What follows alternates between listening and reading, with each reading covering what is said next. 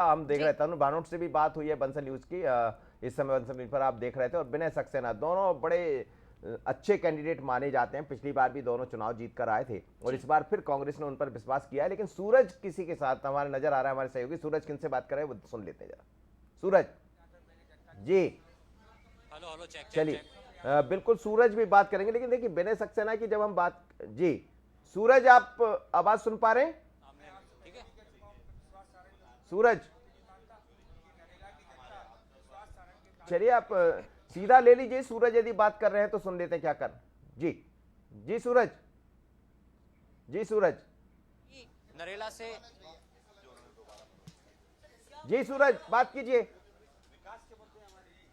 चलिए दो देखिए, बिल्कुल प्रत्याशी, दो चेहरे मनोज जी आपको नजर आ रहे हैं, खासतौर से मनोज शुक्ला है नरेला से और आरिफ मसूद मध्य से। सबसे पहले नरेला से बात करेंगे। मनोज शुक्ला जी, बहुत बहुत बधाई, पहला मौका आपको विधानसभा चुनाव का मिला है, कितना जिम्मेदार मानते हैं और कितना इंपॉर्टेंट चुनाव?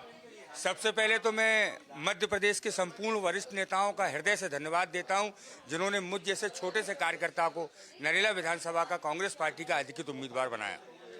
खासतौर से नरेला की बात करें तो विश्वास सारंग लगातार वहां से चुनाव जीतते आ रहे हैं, प्रदेश सरकार में मंत्री हैं, विकास अलग अलग क्षेत्रों में किया गया है, कितनी चुनौती मानते हैं? कोई विकास नहीं किया, विकास के नाम पे 50% कमीशन वसूला है। ये 50% कमीशन वसूलने की सरकार है। नरेला विधानसभा की जनता विश्वास सारंग की कार्यप्रणाली से असंतुष्ट है। जिस तरीके का वहाँ भय का वातावरण है, जिस तरीके का वहाँ अड़ीबाजी का वातावरण है, जिस तरीके का वहाँ पर अभेद का, कौन कौन से मुद्दे लेकर जाएंगे जनता के बीच, क्या विकास कार्यों को लेकर जाएंगे? बिल्कुल जनता के बीच मुद्दे लेके जाएंगे। जिस तरीके का 15 साल में इन्होंने वातावरण बनाया, उससे मैं आपसे कह रहा हूँ कि जिस तरीके का इन्होंने 15 साल में वातावरण बनाया, उससे जनता वहाँ से नाराज है और इनके साथ जनता नहीं है। ये तो जिस तरीके से हिस्ट्री टीचर, गुंडे, बदमाश, अलीबाजी, शराब, जुआ, सट्टा जैसे कार्य संचालित हो रहे हैं, जिससे ये नेता बने हुए। लेकिन जनता अब की बार चुनाव में अपना मन बना चुकी है। इनका बोरिया बिस्तर जनता बांधेगी, ये निश्चित रूप से तय है। वक्त बताएगा, लेकिन क्या होता है। आरिफ मसूद भी हमारे साथ हैं, पिछली बार भी आप विधायक रहे, इस बार फिर से पार्टी ने आपको उम्मीदवार बनाया है, क्या कहेंगे?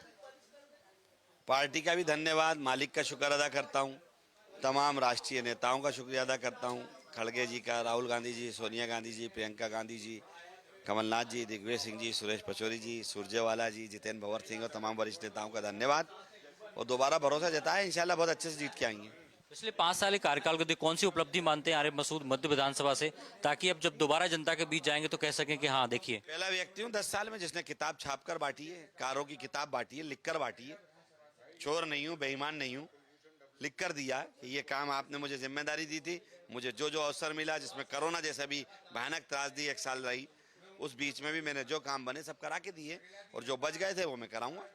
बीजेपी से ध्रुवनारायण सिंह उम्मीदवार हैं, कितनी चुनौती मानते हैं? क्योंकि खासतौर से तो पहले भी विधायक रह चुके हैं, हालांकि पिछली बार टिकट नहीं मिला, इस बार फिर दोनों कांटे की टक्कर रहेगी आप?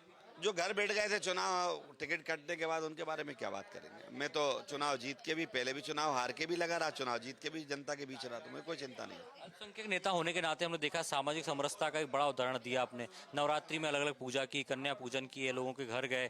क्या लगता है अब मध्य क्षेत्र की जनता आरिफ मसूद के साथ दोबारा रहेगी? देखिए, मैं इंसानियत को महत्व देता हूं, और मैंने कहा था मैं एक ईमानदार मुसलमान हूं। जो मेरी शरीयत जहां तक इजाज़त देती है, मैंने सारे काम करे और इंसानियत को लेकर चला, और यही इंसानियत का फ़र्ज़ है और यही भारत की पहचान है दुनिया में कि हम सब लोग एक साथ मिलजुल कर रहे थे। और मैंने अपनी विधानसभा में नफरत समाप्त कर दी, मोहब्बत जिंदा कर दी। खासतौर से आपके आसपास की विधानसभा की बात करें तो अभी हुजूर भी बची है, गोविंदपुरा, दक्षिण पश्चिम, क्या लगता है कहीं कुछ पेंच है? नहीं, अच्छा निर्णय मंथन हो रहा होगा। कमलनाथ जी बहुत गंभीरता से इस बार तय करके निर्णय करना। जो 144 की सूची है वो देखने में आया है कि बेपनाह मंथन और सारा सामाजिक सबका समायोजन करना जरूरी था। कमलनाथ जी को सभी वरिष्ठ नेताओं की सहमति के साथ बनाना था, तो वही बनाया। बहुत सामाजिक समरसता बनाई है, और समीकरण जिस तरीके से हम देख रहे हैं 144 में 39 एक जनरल सवाल लीजिएगा। 47 जनरल है, 39 ओबीसी हैं, तो 9 अल्पसंख्यक हैं, तो वहीं 19 महिलाओं को टिकट दिया गया। सूरज, सवाल ये है कि 144 सीटों में से केवल एक मुस्लिम चेहरे पर पार्टी ने दाव खेला है। दूसरी सीट जो आरिफ अकील की है उसे फिलहाल होल्ड कर दिया गया है। इसके पीछे की वजह क्या है, जरा ये भी उनसे पूछिए मसूद जी से। देखिए, बिल्कुल हम बात भी करें खासतौर से। अरे भाई, हम देख रहे हैं कि एक अल्पसंख्यक आपको टिकट दिया, लेकिन आपसे ही लगी हुई जो उत्तर की सीट है उस पर अभी भी टिकट होल्ड किया गया, उत्तर विधानसभा का आरिफ अकील का। नहीं, वो शायद बहुत वरिष्ठ नेता हैं, उनसे ही पूछकर टिकट करेंगे। वो अपने बेटे को लड़ाना चाहते हैं तो पार्टी हाईकमान उनसे तय करना चाहती होगी, उनसे बात करना चाहती होगी, उनको नकारा नहीं जाएगा उनकी राय के बिना। लेकिन एक ही मुस्लिम मैदान में उतारे यही कारण है कि सूरज। आप केवल जिनसे पुत्र आप को बात टिकट कर रहे मिल हैं सकता है, आरिफ इसलिए मसूद होल्ड साहब, सिर्फ केवल एक नहीं, मुस्लिम- होल्ड नहीं किया होगा। होल्ड करने का एक ही रीजन रहा होगा ना, मैंने कहा ना कि उनसे शायद बातचीत में कोई देर लग रही होगी या कोई वजह होगी बीमारी की वजह से, लेकिन मुझे लगता है कि उनको प्राथमिकता देंगे। तो बिल्कुल प्राथमिकता आप आरिफ अकील को मिलेगी और उनसे विचार विमर्श करके ही सूची जारी की सूरज, जाएगी। पहली सूची में सिर्फ एक अल्पसंख्यक नजर आ रहा है। जरा एक सवाल और ले लीजिए, उसके बाद फिर उनको देंगे। मैं समझ रहा हूँ इस समय बड़ी व्यस्तता है आरिफ मसूद जी। जी देखिए, बहुत महत्वपूर्ण बात है यार भाई, हम बात करेंगे कि जिस तरीके से लगातार बीजेपी कहती है कि अल्पसंख्यकों को कांग्रेस सिर्फ उपयोग करती है, उस पर राजनीति करती है, शायद यही कारण है कि एक ही अभी तक टिकट डिक्लेयर किया है, वो आपका। नहीं, ऐसा नहीं है। कांग्रेस ने अल्पसंख्यक और सब वर्ग को साथ लेने का काम करा। मैंने कहा ना, कांग्रेस के वरिष्ठ नेता हैं आरिफ अकील, और उनकी सहमति के बिना नहीं, कोई निर्णय आरिफ कांग्रेस मसूद नहीं साहब से लेगी। तो पूछिए, अल्पसंख्यक एक की कहाँ सीट सिर्फ, उपेक्षा होगी? एक पहले भी हम अल्पसंख्यक दो को ही एक लोग सीट थे 144 में से और अभी भी वही रहेगा।